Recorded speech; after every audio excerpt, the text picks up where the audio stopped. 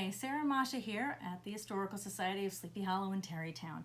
So today I'm actually going through some really interesting things we have in our collection, which is buttons and other campaign memorabilia. Figured this week would be a good, or this weekend would be a good thing to talk about it, right between the two conventions that we've had last week and this week.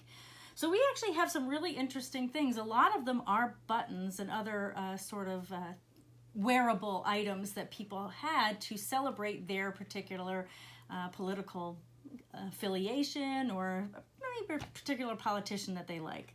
So buttons actually extend back in the United States to George Washington, but most of those are sort of celebratory buttons in the very beginning, inaugural buttons that just had a big GW on it, or maybe his a little image of him on the side.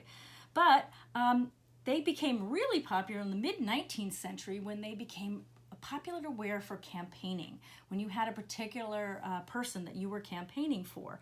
Actually, one of the oldest buttons that we have is from a political campaign, and that is this one right here, which is the one for John C. Fremont. Many of you may know that John C. Fremont actually lived locally.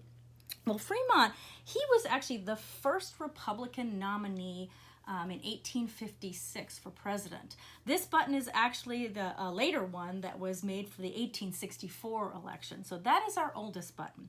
We got lots of different types of buttons because buttons usually were like little pins that you had a nice sharp pin that you could pin on.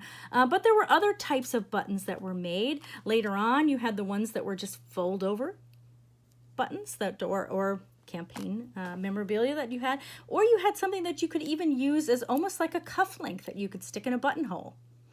So those were different types of things. There's a whole selection of ones that our group of volunteers sort of picked out because they like them. And some of them is, hey, yes, I like Ike. Or maybe it's Kennedy for president. Now we have lots of different ones from all different political affiliations that we have here. So as I go through them, you'll see a lot of other ones. Some really unique ones that we have right here. Here's another Ike made out of rhinestones. Then we have, yes, a lovely Nixon bracelet. And this one is actually for a local politician, Charles Millard, who was running for Greenburgh Town Supervisor. Yes, it's on pin on one side. And on the other side, well, yep, you carry it around as a mirror in your purse. So this was particularly made for the women voters. Now, you have other things that we have in our collection here that were made for very particular purposes.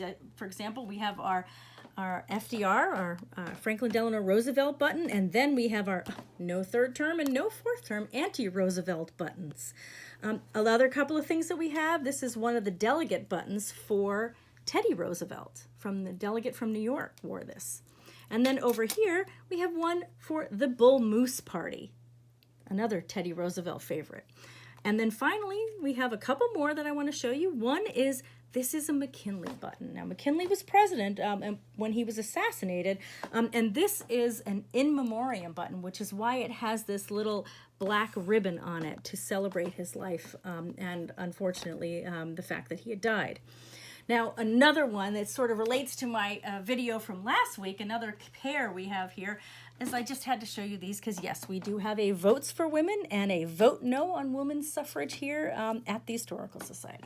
So those are just a few of the campaign buttons that we have, and all of these were donated to us by members of the community. So we're always looking for more buttons and more political memorabilia to share with the public. So thank you for watching. Bye-bye.